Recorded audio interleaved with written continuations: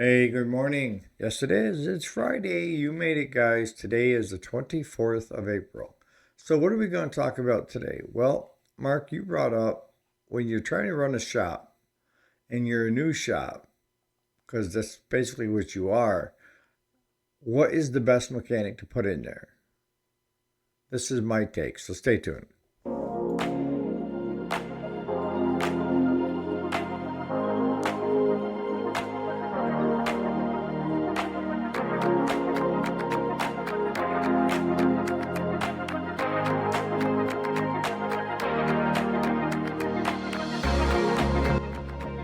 Alrighty, welcome back to the channel. My name is Eric. If you didn't already know it, and yes, this is the weekday, Monday through Friday. Today is Friday, the 24th of April of 2026.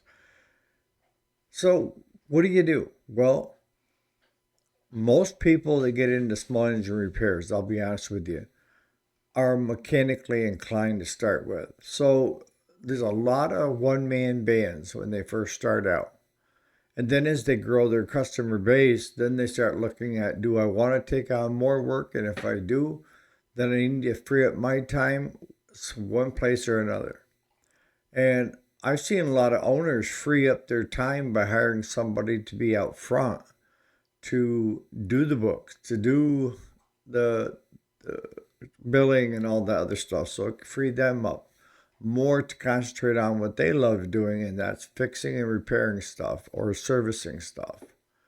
So that's probably going to account for the biggest block of new people getting into the business is they had some skill themselves and they've learned the business side of it from building a business from the ground up where they have nothing to something, right? The other type that I see that are less common are ones that start a business, don't have a lot of mechanical background, probably just enough to get them into trouble. Yeah. And decide that I got the business angle. I just need someone that can supply the mechanical angle. And once you can marry those two together, you got a pretty good team, okay? Claude, he can focus on the repairs and stuff like that and the services. And I, of course, over the years, I've been more hands on than I'd like to be. But if that's what the business or the shop needs, that's what the shop needs. That's what you do. But if I were to start all over again today without any mechanic, and I got this idea that I'm going to start a small engine repair shop, I got to have someone that's seasoned, someone that can push the stuff through the shop. And I'll tell you, I would rather pay more money and get somebody that knows what the heck they're doing out there and they can get the machines in and out than pay someone half that, get a bunch of redos, and a bunch of stopping to go watch YouTube videos to figure out how to fix it or what to do about it or how to put it back together. You know, it scares me when I see what they call seasoned mechanic taking pictures of stuff with their phone so that they know how it goes back together. I've never seen Claude. He don't even carry a phone at work. And I can take crap apart. See, I have memory problems. So I will take something apart, but then I'll forget how to put it back together. And that man can come up and take one look at the scenery because all the parts are there and methodically put that thing back together. Where if I was left to my own devices, I might work on it all day long and still not get it back together and have extra pieces left over. So my answer would be to you, Mark, if you bought a repair shop or have started one up and you're trying to find a mechanic, I would lean towards a good mechanic. But here's where you're going to get into trouble. Because if you're a new shop owner, good chances are you don't have a very big customer base. And the only way you're going to get a customer base and continue to grow is if you put out A plus work every time and you're reasonable. And you show the customer that you are trustworthy and that you have their back. If you're just running a shop on dollars and cents and you don't connect with your customer, you're getting what I call one-offs. And what is a one-off? A one-off is they come to you, you do a stellar job on their machine, and you never see them again. You may have done a great job on their machine, but you didn't connect with them to where they got to the point of where they're thinking, I want to help Eric instead of just get my unit fixed. There's a hard line in it, and there's nothing is set in cement. I've seen guys start off with mechanical skills, whether it's somebody that just lost their job or a retiree, and start up and have all the business they want. It was a few years before we started getting enough business to where it was okay, this is feasible for the mechanical side. We didn't get it the first year or two. First year or two, I'll tell you, we spent most of the time buying up other people's collections of used mowers, working on them, and then reselling them for a profit. And if they weren't fixable, we park them for parts. That's where we started. And like I say, I advertised on Craigslist, I advertised on the radio, on newsprint, and I never got anything a return on my investment for any of them. I think the one that I spent for the radio ads cost me $3,700, and the only thing we got out of it was somebody calling us wanting to know if we buy his turd. I'm just telling you. So before you go rushing off to do all these ads that these guys that are selling them to you saying it's going to work, not always. If you're floor planning, good chances are, like if you're floor planning for Cub Cadet or Skag or something like that, they're probably co-oping, which is paying like 60-40, 60% of the ad. You only have to cover the 40%. And the bigger brands like John Deere, Steel, the manufacturer and big business side of it are doing a lot of advertising that you are going to benefit from because they're putting the Steel, John Deere, not only in front of you, but in front of you in the same building now. Yeah, John Deere and Steel, I don't know which one's the boyfriend and which one's the girlfriend, but you go into a John Deere dealership and they've got Steel up the yin-yang. And that always irked me because we had a Steel dealer in the area that had sold a lot of saws for him. And they actually got in trouble one year, I remember, because they started selling to Canadian guys that were logging up there. They come across the border, which we're right on the border. They come across and buy saws from a friend of mine that has another shop and go back, and no harm, no foul. Well, what ended up happening was the dealer closest to them up in Canada, which they hated with a passion, complained to Steel, and my guy got his hand slapped. Well, if you're a guy up there in Canada in that location isn't taking care of their customers or aren't connecting, and you can sell saws just across the border within 30 miles of it, that's fine. But to take and have this guy's main livelihood off from Steel and then give it to a John Deere dealership that's not even 3 miles away, and they've got twice the inventory that my friend of mine has. So he started off shooting into other Husqvarna and that to try to keep the doors open. You know, sometimes these big businesses, they make these backroom deals. And they're slapping their dealers on the hand if they go outside their 20, 30-mile territory. But yet you'll bring in and let John Deere take and bring in a bunch of that and compete with your local dealers. I'm surprised that he didn't get out. I think he still sells steels,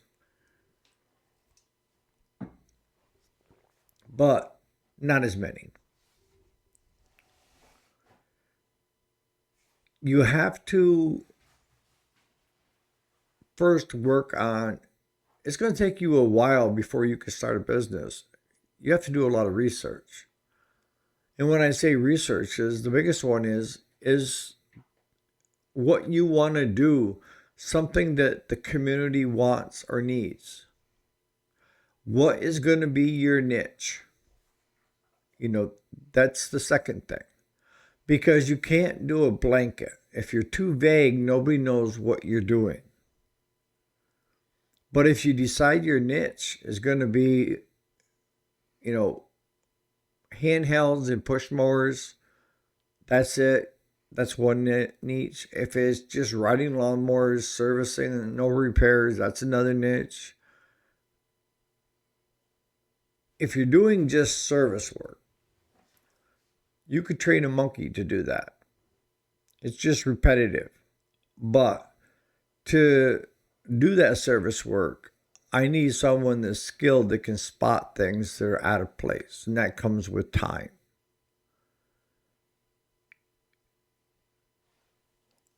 Let me add this because I know I've seen this in the past. As you hear about a really good mechanic that got let go by another shop.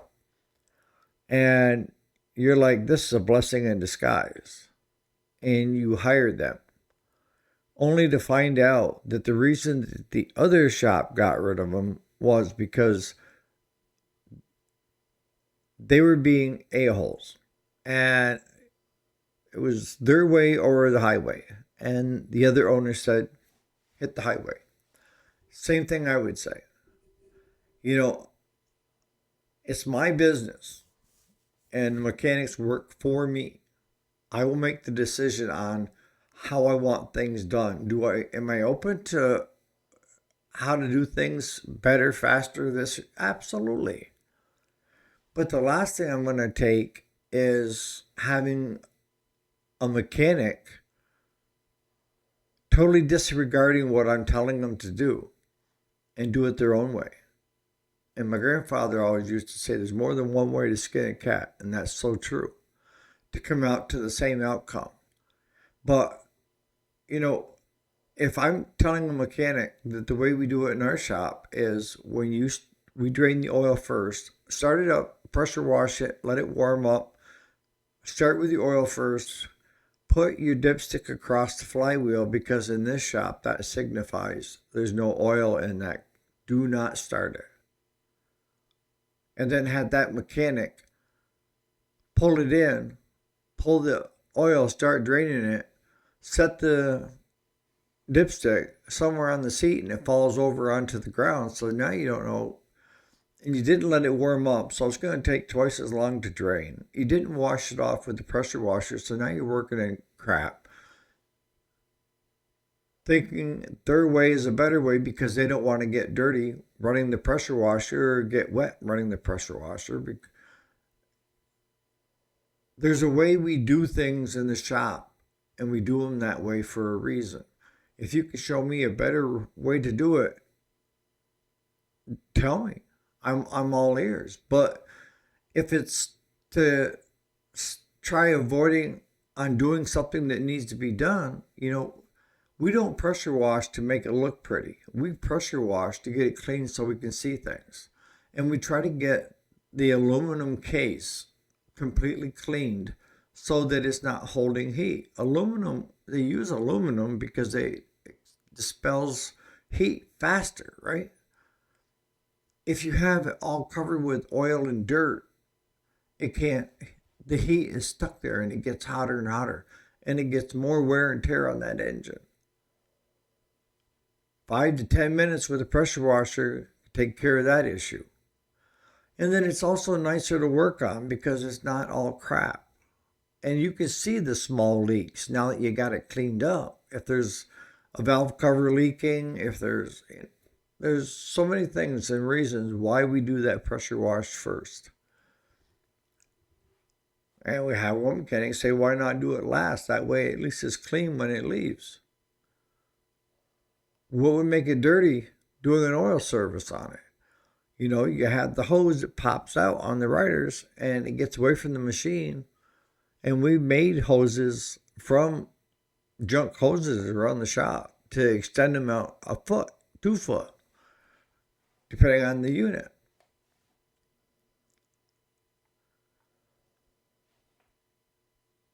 If you have a mechanic that's been in the business for a while and it gets let go from somewhere else and you're new with a shop, the tendency to trust that mechanic can get you into trouble. So you need to know how to run your business and run it the way it needs to be run. There's a lot of mechanics out there that are very business sensed. And they're usually sole proprietorships.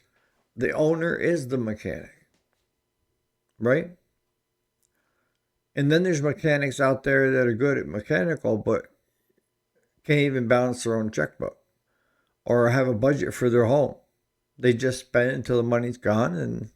And those are the ones you don't want telling you how to run your business.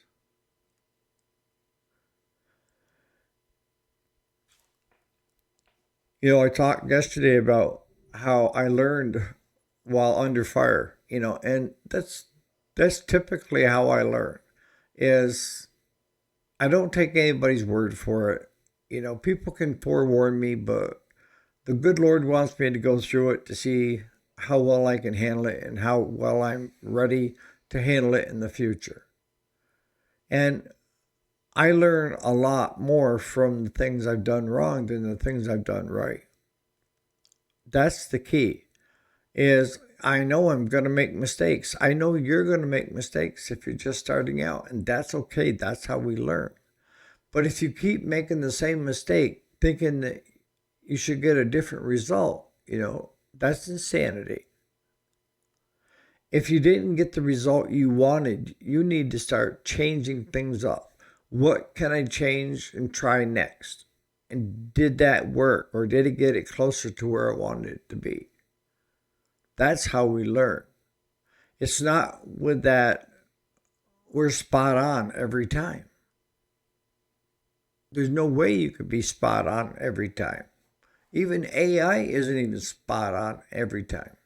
So we sure in hell aren't. In the comments, you guys that have your own business, and a lot of you guys I know are mechanics that own your own business.